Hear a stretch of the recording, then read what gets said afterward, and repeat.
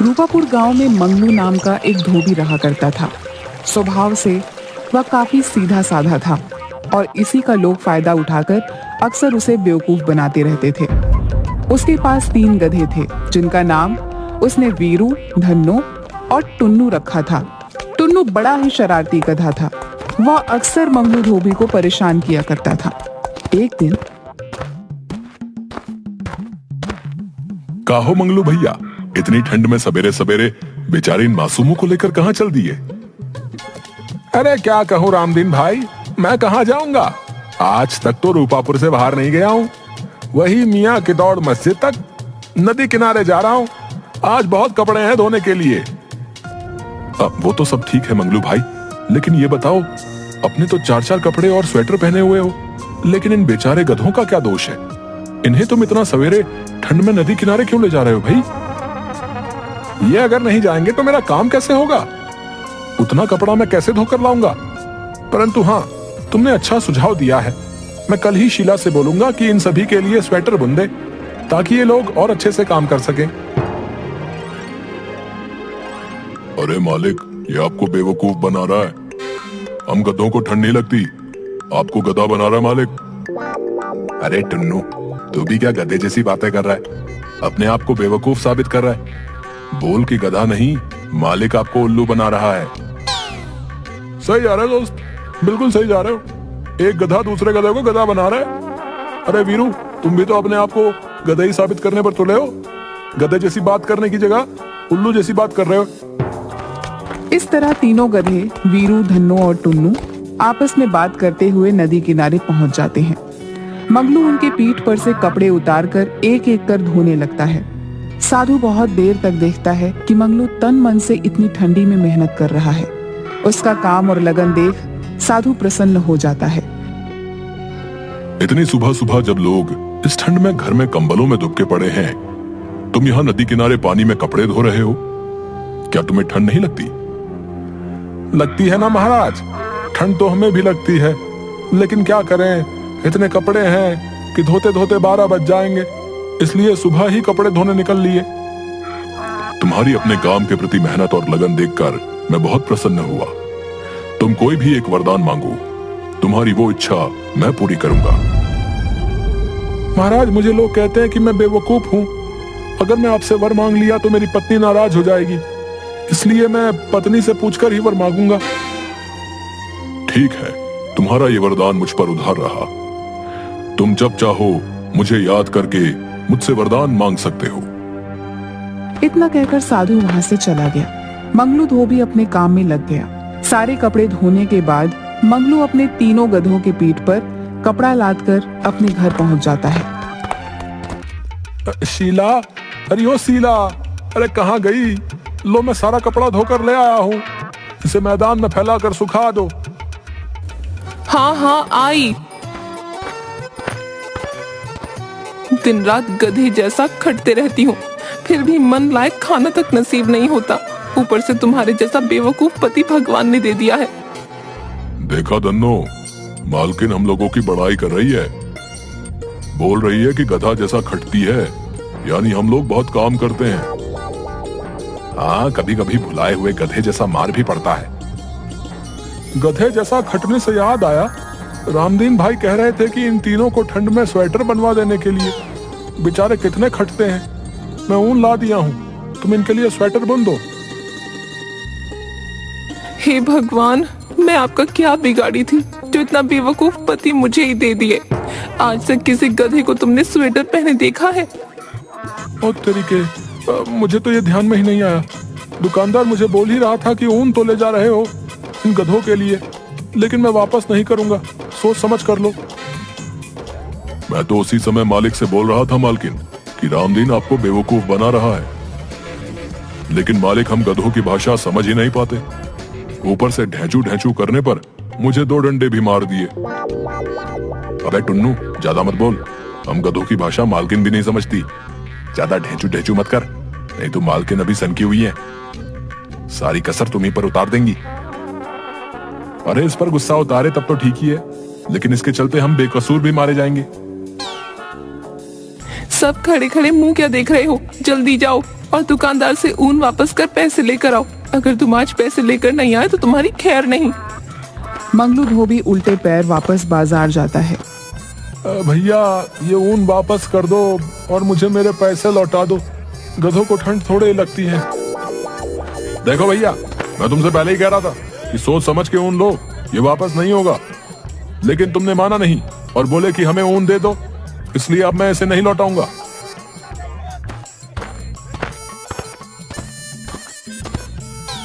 मंगलू धोबी ऊन लेकर वापस घर पहुंचता है। उसके हाथ में ऊन देखकर शीला का गुस्सा 7वें आसमान पर पहुंचता है। वह मंगलू धोबी को खूब खरी खोटी सुनाती है। अरे क्या हुआ शीला, क्यों बेचारे मंगलू को भला बुरा कह रही हो? ये इतना बुद्धू है कि कोई भी इसे बेवकूफ बना देता है। रामदीन भैया के कहने पर गधों के लिए इतना सारा ऊन ले आया और स्वेटर बुनने को बोल रहा है। वैसे 4 गधों के लिए ऊन थोड़ा कम है। पर हमारे पास तो 3 ही गधे हैं। अच्छा, गांव के सभी लोग इसको गधा बनाते हैं और तू अभी भी इसे आदमी ही मान रही है। ठीक है, चलता हूँ। वैसे इस गधे से तीनों गधे ज्यादा स्मार्ट हैं।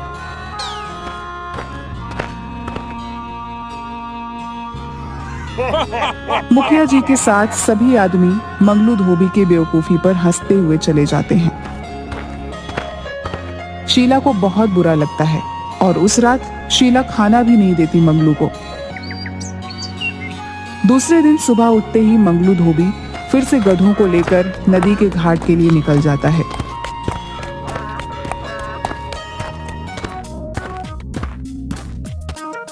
क्यों भाई, गधों को स्वेटर नहीं पहनाया है क्या? क्यों सवेरे सवेरे मजाक उड़ा रहे हो भैया? वैसे ही कल तुमने ऊन नहीं लौटाया, इस कारण मुझे रात में खाना तक नसीब नहीं हुआ। ऐसे ही मेरा मन खराब है। इन गधों के चलते मैं हमेशा सबसे सुनता रहता हूँ। देख रहे हो ना वीरू भैया, मालिक अपना दोष हम गधों पर लाद रहे हैं। क्या करोगे टुन्नू, हम गधों की किस्मत में गधों जैसा ही जीना और गधों जैसा ही मरना लिखा है। देखो मंगलू भाई, मैं एक सुझाव दे रहा हूँ, अगर ठीक लगे तो कर लो, नहीं तो इन गधों के जैसे जिंदगी भर जीना पड़ेगा। हाँ भैया बताओ ना, हम भी इस गधे जैसी जिंदगी से तंग आ गए हैं। दिन भर काम करो, शाम को जाकर बीवी से डांट सुनो, बस यही जिंदगी रह गई है। तो सुनो, इन गधों को बेचकर एक बड़ा सा वॉशिंग मशीन ले आओ। उसमें तुम्हें कपड़ों को धोने में मेहनत भी नहीं पड़ेगी और ना ही सुखाने में, बल्कि जो टाइम मिलेगा उसमें तुम दूसरे काम भी कर सकते हो। कब तक बेवकूफ बने रहोगे? होशियार बनो, होशियार, समझे?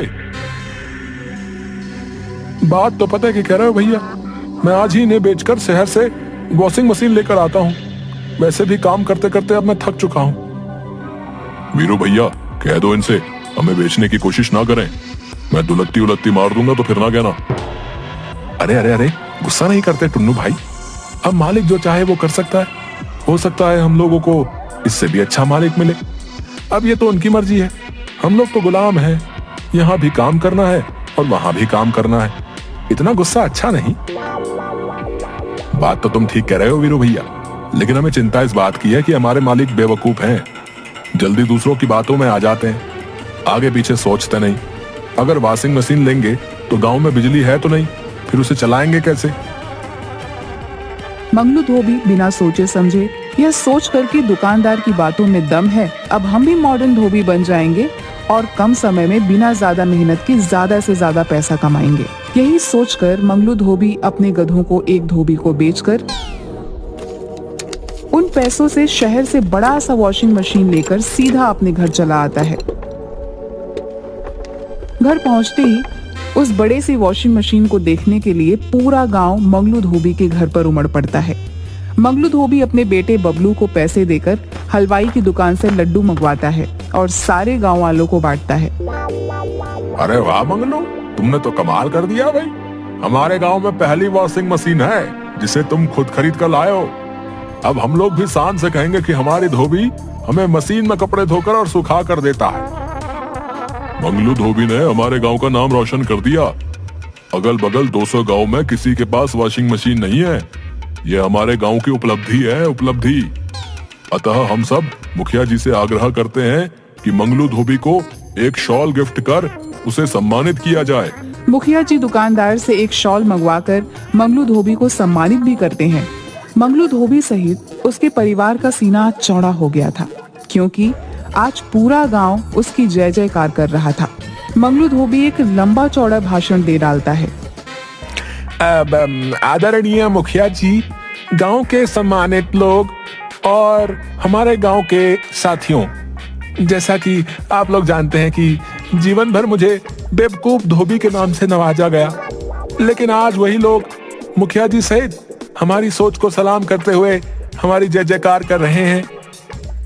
अंत में मैं गांववासियों से यही कहना चाहूंगा कि कोशिश करते रहने से हमारे जैसे बुद्धू बेवकूफ आदमी भी अपनी सोच की बदौलत गांव की शान बन सकते हैं। आप लोग भी गांव को आगे बढ़ाने के लिए हमारी जैसी सोच पर अमल कर गांव को तरक्की के रास्ते पर आगे बढ़ाएं। जय रूपापुर की जनता। भाई वाह, हमें आज तक नहीं मालूम था कि अपना बेवकूफ समझे जाने वाला मंगलू धोबी इतनी सरलता से सटीक भाषण दे सकता है। गांव के युवाओं को मंगलू धोबी से इंस्पायर होने की जरूरत है भाई। एक बार फिर से मंगलू धोबी को गांव के लिए उपलब्धि पर तहे दिल से शुक्रिया। भाइयों एवं बहनों, अब मुखिया जी वॉशिंग मशीन का स्विच दबाकर उद्घाटन करेंगे। कृपया आप लोग जोरदार तालियों से मंगलू धोबी की इस उपलब्धि का स्वागत करें। लाओ भाई, एक नारियल पहले फोड़ दूं, उसके बाद स्विच ऑन कर वॉशिंग मशीन चलाएंगे। एक मिनट रुक जाइए मुखिया जी, हम सब वॉशिंग मशीन गांव में आने की खुशी में ये भूल गए कि हमारे गांव में तो बिजली अभी आई ही नहीं है, तो फिर वॉशिंग मशीन चलेगी कैसे? अभी तक जो मुखिया जी और गांव वाले मंगलू धोबी को जो सर आंखों पर उठाए हुए थे, अब उसे महाबेवकूफ, बुद्धू, न जाने क्या क्या उपाधि देकर उसे भला बुरा भी कहने लगे। शीला खटिया पर बैठी सर को पकड़े अपनी पति की बेवकूफी पर उसी को कोस रही थी। भाई, गधा जब घोड़ा बनने की कोशिश करता है तब ऐसे ही सब लोगों के ताने सुनने पड़ते हैं, समझे? मंगलू भाई, एक सुझाव और मान लो, गांव में बिजली ला दो। मंगलू भाई, संभल कर, ये मजाक कर रहा है। क्या हुआ शीला, तुम सर पकड़कर क्यों बैठी हो? जिस घर में 4-4 गधे हों, उस घर की मालकिन की स्थिति समझी जा सकती है। 4 नहीं, 5 गधे, क्योंकि गधे की बीवी भी गधी ही होती है।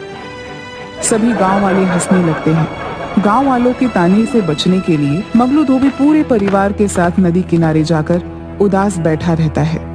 तभी वहाँ पर वही साधु आता है जिसने कहा हुआ रहता है कि तुम्हारा एक वरदान मेरे पास उधार है। क्या हुआ बालक? इस तरह एकांत में सपरिवार उदास बैठने का कारण जान सकता हूँ क्या? महात्मा साधु जी, कृपया हमें वर दें कि किसी तरह से मेरा वॉशिंग मशीन चलने लगे। ये लो बच्चा त्रिशूल, इसे मशीन में लगा देना। ये सूर्य, तारों और ग्रहों से एनर्जी लेकर वॉशिंग मशीन चलाएगा। जा बच्चा, कल्याण हो जाएगा, जा। मंगलू धोबी की इच्छा के अनुसार साधु वर देकर चला जाता है। गांव लौटकर मंगलू वॉशिंग मशीन में त्रिशूल फिट कर देता है और स्विच ऑन करता है। वॉशिंग मशीन चलने लगती है। उसकी आवाज सुन गांव के लोग इकट्ठे हो जाते हैं। भाई मंगलू, मुझे माफ कर दो, तुमने वॉशिंग मशीन चलाकर सचमुच साबित कर दिया कि गधे तो हम मजाक उड़ाने वाले रह गए।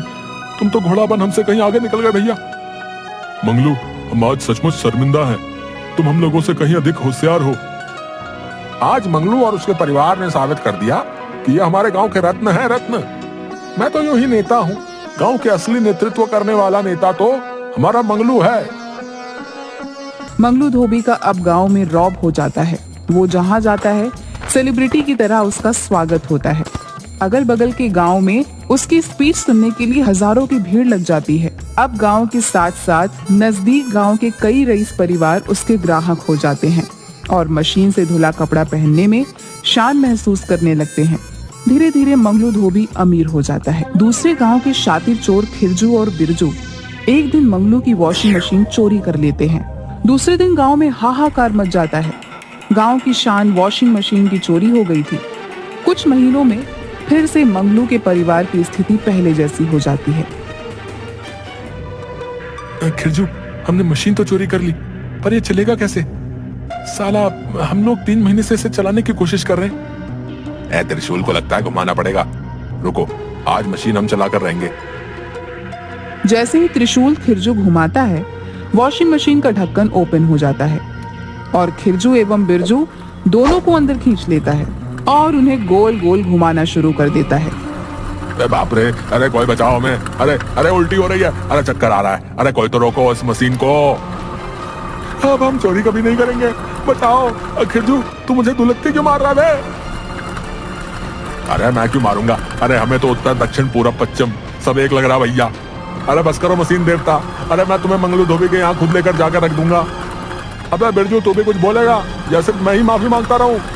हाँ मशीन देवता, हम दोनों मंगलू धोबी से नाक रगड़ कर माफी मांगेंगे। चोरी तो दूर, अपना सामान भी 4 बार सोच कर छुएंगे। तभी एकाएक वॉशिंग मशीन रुक जाती है। खिरजू और बिरजू दोनों इलाज कराने के बाद तुरंत मंगलू के घर वॉशिंग मशीन लेकर पहुंचते हैं और उनसे माफी मांगते हैं। दोनों को पुलिस ले जाती है। गांव में फिर से बाहर आ जाती है। मंगलू धोबी की स्थिति फिर से अच्छी हो जाती है, लेकिन और धोबियों की हालत खराब हो जाती है। मंगलू को ये अच्छा भी नहीं लग रहा था। एक दिन फिर वह नदी किनारे से गुजर रहा था कि वही साधु फिर से उसे मिलता है। कैसे हो बच्चा?